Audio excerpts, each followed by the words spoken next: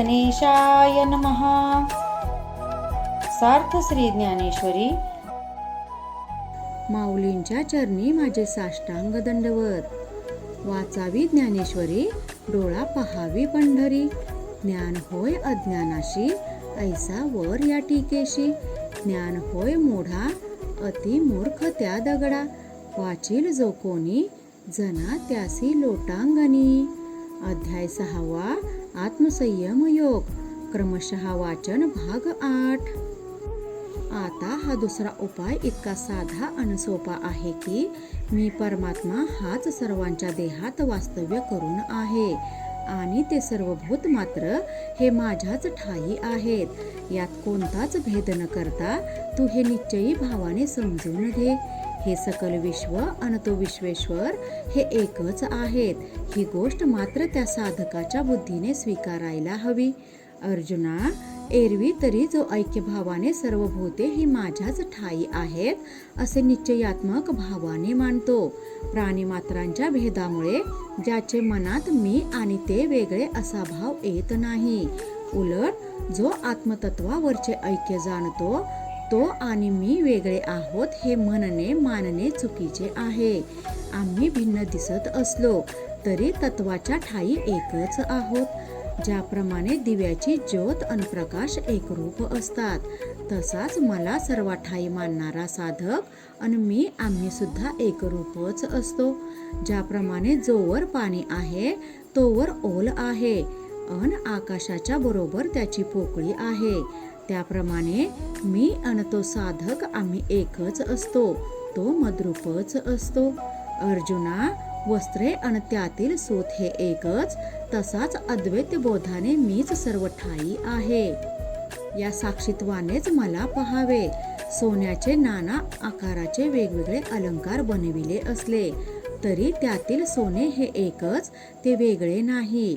ज्याची पर्वताप्रमाणे निश्चल भावना आहे किंवा झाडाला जेवढी पाने येतात किंवा असतात तेवढी काही रोपे जमिनीत लावलेली नसतात, तरी ती अनेक पाने असलेला वृक्ष एकाच बीजातून व्यक्त झालेला असतो. हे जो जाणतो मानतो तो पंचमहाभूतांच्या शरीराचा वेगळेपणा जाणत नाही, तर आत्मतत्वाच्या पातळीवरचे माझे सर्व व्यापकत्व जाणतो. तो माझ्याशी ऐक्य पावतो तेव्हा तो त्याच्या स्वानुभवाने माझे व्यापकत्व जाणून घेतो. तेव्हाच तो खऱ्या अर्थाने व्यापक झाला असे म्हटले जाते.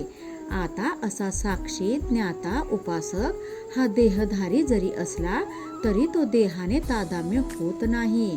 त्याची स्थिती ही त्या शब्दांनी कशी सांगता येणार? असो, आता याबद्दल अधिक काही नको बोलायला. जो खरोखरच तत्ववेत्ता असतो, ज्याने ते परमतत्व जाणले आहे, तो सकल चराचरात त्यालाच सतत पाहत असतो. त्याच्याच मनात सुख दुःख या भिन्न भावना आहेत. कर्मे ही चांगली अन वाईट आहे असा साधा विचारही येत नाही. जो हे सम विषम भाव, भले बुरे वस्तूंची भिन्नता याचे वेगळेपण मानत नाही, तर ते सर्व आपले अवयव आहेत असे मानतो, त्या समदृष्टी ज्ञाताबद्दल आणखी काय गोष्टी सांगाव्यात? हे सर्व त्रैलोक्य म्हणजे मीच असा त्याच्या मनाचा दृढभाव झालेला असतो. अशा योगी पुरुषाचा देह असतो, तो देहाच्या माध्यमाने ती सर्व सुख दुःख भोगत असतो असेही लोक पाहत असतात. पण अर्जुना, तत्वाच्या ठायी मात्र तो कोणी वेगळा नव्हे तर परब्रह्मच असतो. म्हणून हे अर्जुना, तुला तर त्या योग्याची जर अवस्था प्राप्त करून घ्यायची असेल तर तू सुद्धा ती उपासना कर. या आधीपासूनच आम्ही तुला या समदृष्टीचीच महती सांगत आलो आहे. ही सर्वांना ईश्वररूपी मानण्याची अद्वैत दृष्टी, हा समभाव हा फार महत्वाचा आहे. त्यावर एवढे सारे ऐकून अर्जुन कृष्णास म्हणतो, हे माधवा, खरोखर तू दयाळू मनाने मला हे समदृष्टीचा मार्ग सांगितलास खरा, पण आमच्या या अस्थायी आणि चंचल मनाचे काय? त्यापुढे आम्ही काय करावे? मन म्हणजे तरी नेमके काय? म्हणून जरी शोध घ्यायचा कितीही प्रयत्न केला तरी ते सापडत नाही. त्याच्या भ्रांतीला अवघे त्रैलोक्य अपुरे पडते. माकडाला शांत बस म्हणावे किंवा वाऱ्याला आवरण्याचा प्रयत्न करावा, तसे हे मनाला स्थिर करणे आहे रे. हे मन कसे म्हणून सांगू? ते बोल बोल बुद्धीला छळते, निश्चयाला मोडते आणि धैर्याच्या हातावर तुरी देऊन पसार होते. कृष्णा, अरे हे माणसाचे मन विकारांना भुलते, संतोषाला नादी लावते अन स्थिर बसू म्हणणाऱ्याला जगभर आपल्या तालावर फिरवते.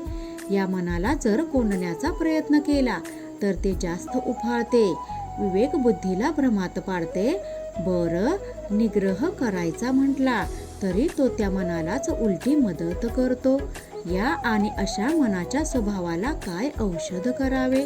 जर आमचे मन हे शांत अन स्थिर झाले तर त्या साम्य अवस्था आम्हास प्राप्त होईलही कदाचित, पण या चंचल मनास आवरण्यासाठी करावे तरी काय?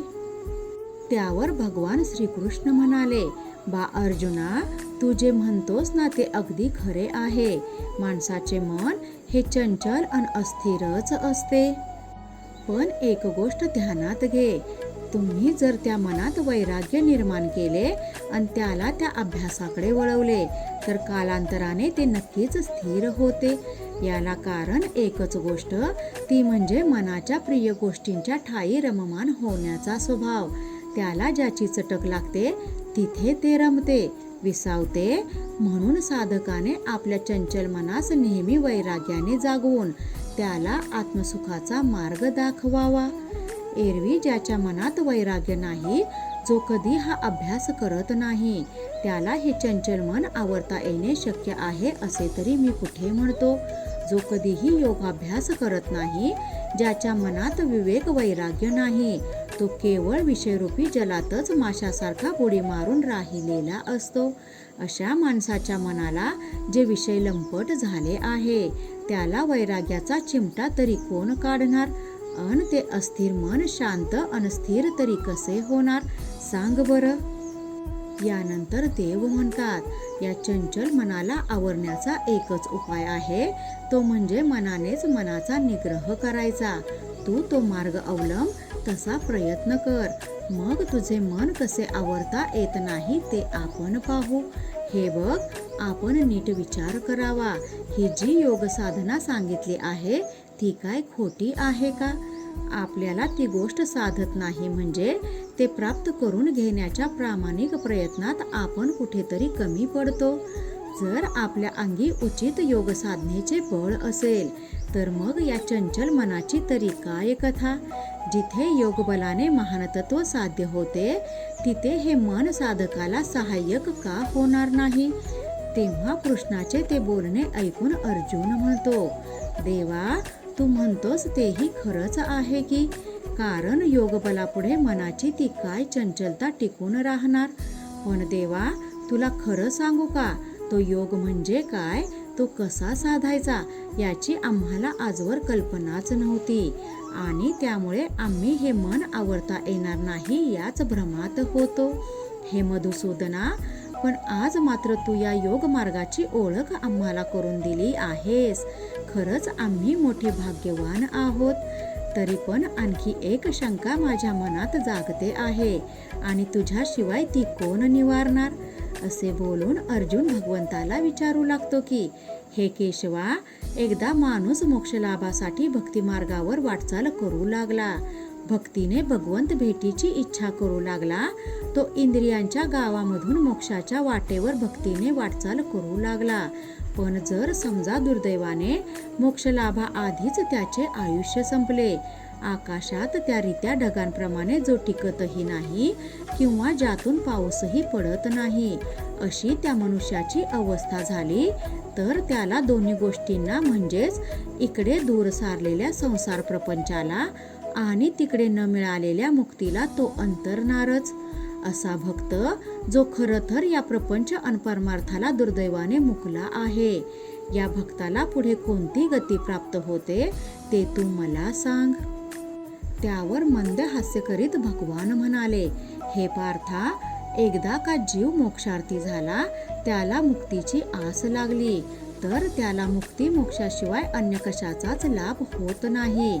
त्या मोक्षप्राप्ती आधीच आलेला मृत्यू म्हणजे ती त्या जीवाची जणू एक छोटी विश्रांती असते.